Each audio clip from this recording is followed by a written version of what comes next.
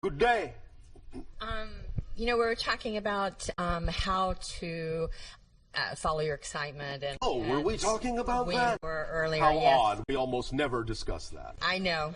And I've personally explored and experienced that bunches and bunches of time, and how magical it is. Bunches and bunches. Yes. And then there are these other times where I've got things going on that confuse me. So I want to... That confuse you. That confuse me, okay. Yes. And I want to give it to you before you start...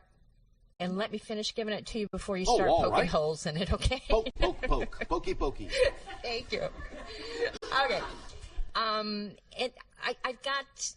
I have a business that I run. I've got a project that I absolutely adore, and it's like a lot of my excitement is directed towards that.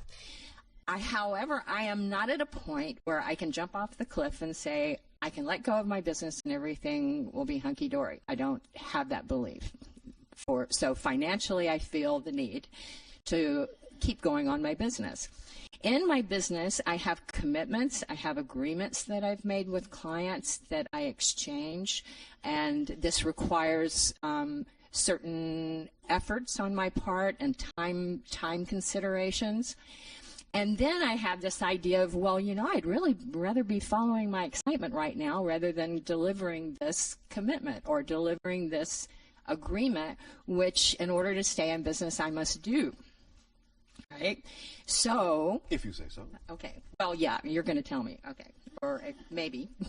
So I'm wondering how I can bridge this gap in a situation where I am in a co-creation that I have made agreements in, and I'm going to continue to be in that until I change. But then there's times when I really don't want to be fulfilling that agreement. I'd rather be doing this, but I know that in my integrity, I must fulfill that agreement to fulfill my integrity and do that other thing later, or, I'm not cool with my clients. So I would like you to shed some light on that for me, please, please, please. Click. Thank you. Oh, can I start poking now? You can poke. You have my permission to poke. Oh, all right. Thank you. Permission to poke. All right. Can you first illuminate for us, if you actually have a specific idea in mind, what it is that you actually would prefer to be doing that you say excites you more than what you are doing? Yeah. I'm doing a project called the Pieces of Peace Project, and it's an exhibition that brings artists and scientists and behavioral experts and brings them together to give, the challenge is to give those who attend the event experiences of peace. Oh, all right. Thank you. Very exciting. Yes. This represents right now, in general, your highest excitement. Yes? Big time. Big time. Big time. Oh, all right. Yeah. Now, big obviously... Big event, so it's not like just go out and do it in 5 minutes. It's going to take a couple of years to pull it all together. Oh, all right, if you say so. Maybe. Okay, thank you. Thank you. Maybe. Okay. Have you ever heard us talk about the mechanism or the experience we call the threshold of believability? Possibly. It's where you allow yourself to imagine the thing that you say you wish to do in the most exciting way you wish to do it, and ask yourself if you believe beyond a shadow of a doubt if that can manifest within a certain amount of time. When you can answer yes immediately after asking the question, then you reduce the amount of time and keep reducing the amount of time and ask the question again until you suddenly find even the slightest amount of hesitation in your response to say yes. As soon as you find the slightest hesitation, you know right there that that's exactly how much time it will take according to your current belief system. If you wish to reduce the amount of time, you have to find out by investigating your beliefs what beliefs you're holding on to that say it has to take that amount of time. Once you have addressed that belief and have integrated it, you can begin the process again, and you may find out that it will actually now take less time than you thought it would by having integrated that previous belief. And you keep going down and down and down until there are no more beliefs to integrate, And whatever time really is remaining at that point that you feel is necessary will be the natural amount of time it will take according to the belief system you believe it's important to hold on to for your growth and your process at that point. Does that make sense?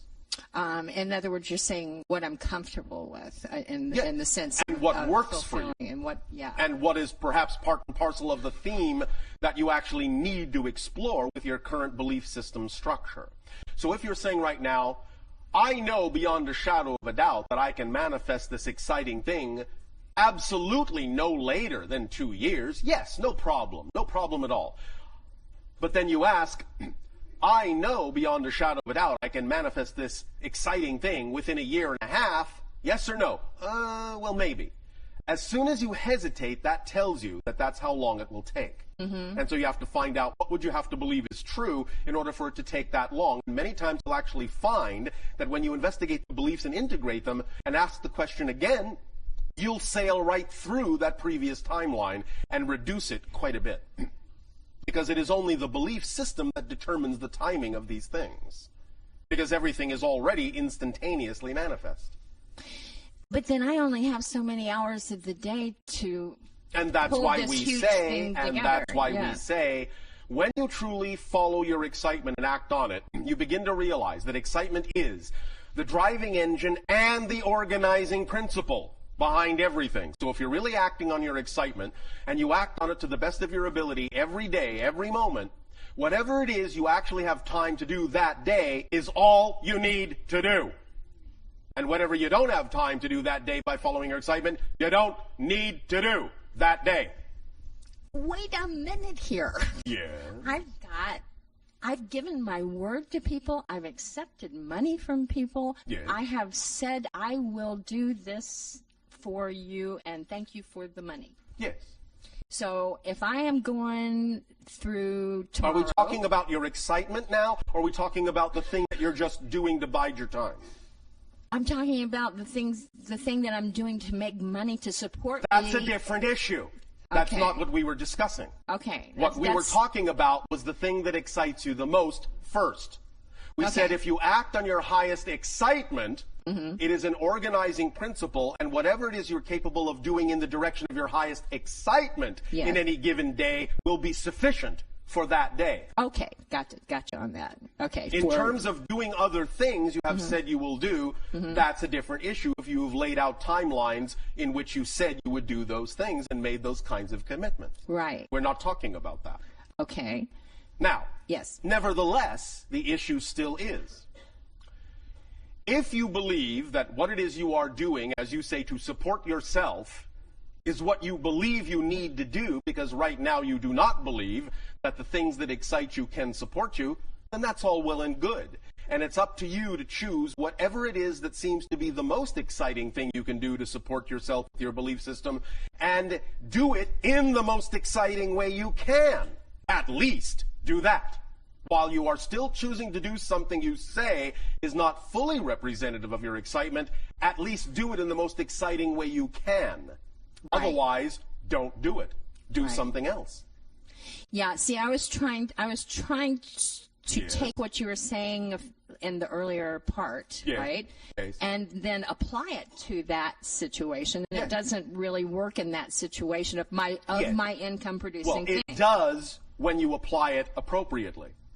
If If, for instance, there are like certain actions that... Give us an example specifically. I have to make phone calls to architects and designers and try to make meetings with them. Stop. Do you enjoy any of that? Sometimes. Why do you enjoy it sometimes and not other times? Because sometimes I'd rather be doing my project than doing Why that. do you enjoy it sometimes? Do you notice that when I asked that question, you answered the negative side first, even though I asked the positive question initially? I'm noticing that now. Thank you. Okay. Why do you enjoy it sometimes? Sometimes I really connect with the person that's on the other end of the phone, and we have a lovely conversation, and it makes me feel good, and I make them feel good. All right. What about the other times is not exciting to you? When somebody gets kind of testy and like get off the phone kind of a thing. Now, let me ask you a very important question, if I may. Please. Are you ready? I am. Are you sure? Yes. Thank you. Why do you allow others to determine how you choose to feel? Because I got this inner child issue. And what is that inner child issue? Feeling like she's unwanted. Unwanted. So you're saying you believe that that's absolutely true? No, I've been working with that issue quite a bit. So you are lying. What do you mean? What I mean is, you just said, I have this inner child issue where Right. I believe I am unwanted. Right. Well, and you said, do yes. you believe that's absolutely and true? you said, and I said, I've been working which on means, it. no, you don't believe it's absolutely true, or you wouldn't be working on it. Right, okay. So, Okay. if you understand that the very fact you're working on it means you already know it's not absolutely true, you're done working on it. Because you already know it's not absolutely true. Well, that's great, except I still have the feeling. Because you keep choosing to buy into it again. This is what we talked about before. You know what you prefer, but you keep choosing the same thing that you say you don't prefer. That's why you have to find out the structure of that belief and understand how it's tricking you into believing you need to keep choosing something you say you don't want to choose. Because it's a choice. It's not automatic. It's not a habit. It's not an addiction. You already know it's there, so it's not a pattern. Once you know it's there, it's not a pattern. Once you know it's there, it's not a habit. It's a choice. So you have to ask yourself, if you keep choosing it, why? Why are you choosing it? You must be choosing it for a reason. Examine the structure of the belief, and you'll find out what the reason is. Then you can stop choosing it once you understand why you keep choosing it. Okay, so you're saying that I'm choosing it kind of more on a little less conscious level? No. No? You see, that is the catch-22. You're actually choosing it completely consciously, but you are afraid to understand and acknowledge that that's the case. Because you are afraid to examine why you're choosing it, because your negative belief is tricking you into believing that if you actually take the time to examine why you're consciously choosing the negative belief, that you'll actually find something out that says it is true that you are unworthy. But you will never find that out. I guarantee it. Because if you were truly unworthy, you wouldn't exist. Right. So you are choosing consciously, but you're actually afraid to look at that.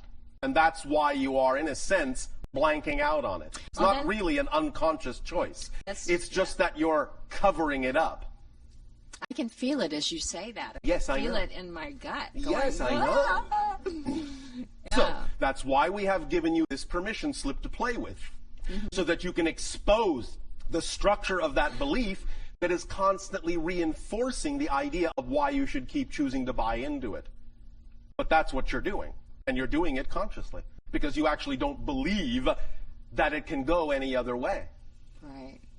But since we have already established that the reason you're working on this to begin with is that you actually have an empirical knowledge that you are worthwhile, Right. then when you truly understand the mechanism we're talking about, you'll realize that there is no need for a process when you've already arrived at the conclusion. Many of your people are simply going off of the belief and the definition that when you discover a habit, that's the beginning of the process of changing the habit. It's not.